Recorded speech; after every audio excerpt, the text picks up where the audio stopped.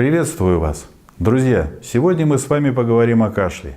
Да-да, о том самом непроходящем кашле, который мучает как взрослых, так и детей еще долгое время после перенесенных болезней. Посмотрев это видео, вы научитесь изготавливать и применять простейшие тибетские фитосборы, которые с давних времен помогают справляться с бронхолегочными заболеваниями и особенно с кашлем. Статистика неумолима. На сегодняшний день более 26% больничных листков приходится на болезни органов дыхания. Более того, по причине болезни органов дыхания в 2012 году Всемирная организация здравоохранения зафиксировала более 3 миллионов смертей. Как же себе помочь? Что предпринять, если вы заболели и вас мучает кашель? Для того, чтобы правильно применять любое средство лечения, которое не даст осложнений, необходимо рассмотреть причину и условия возникновения болезни. С точки зрения тибетской медицины, причиной болезни легких является дисбаланс 3 виновников. Это ветер, желчь и слизь, а также крови в организме человека.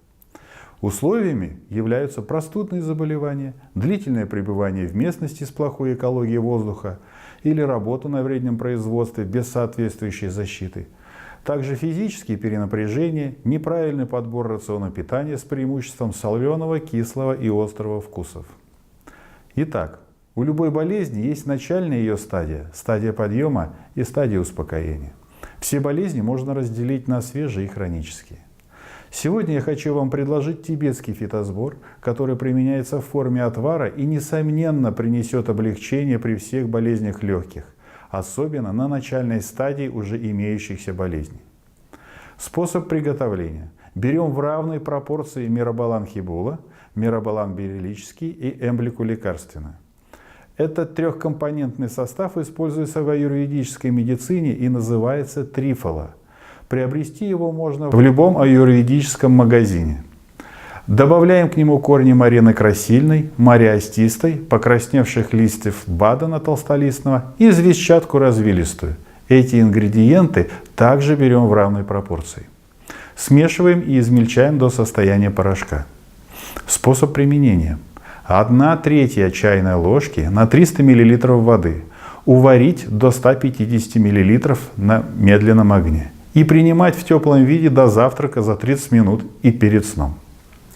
Если ваше заболевание протекает с повышенной температурой, то возьмите все растение сесюреи и вализной, либо крылоголовника 3 чайные ложки, шлемника байкальского корней 3 чайные ложки, надземную часть горячавника бородатого 3 чайные ложки, 3 плода в равной пропорции. 3 плодами мы называем те же самые мирабалан хибула, мирабалан бериллический и эмблику. Возьмите их 3 чайные ложки.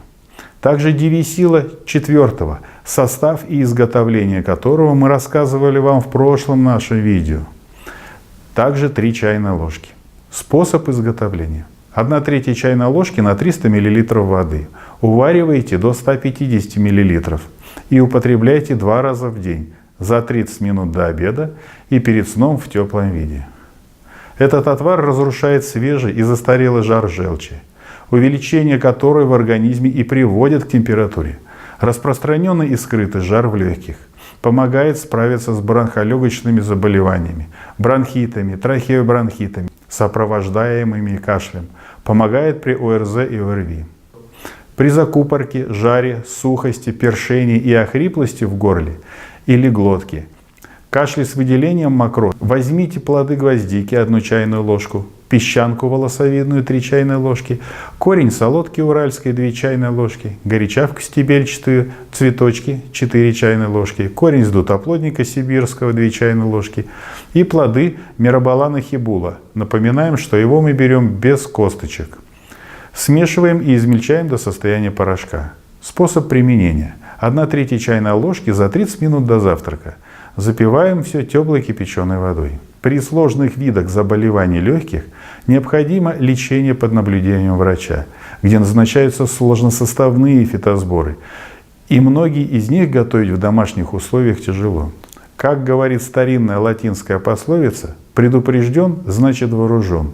Будьте внимательны к своему здоровью и здоровью своих близких. Напоминаем вам, что все необходимые ингредиенты вы сможете приобрести в обычной аптеке или оставить заявку о приготовлении готовых фитосборов на нашей почте, которую мы укажем в конце этого видео. Если вам понравилось наше видео, подписывайтесь на наш канал. Оставайтесь с нами. Всего вам доброго.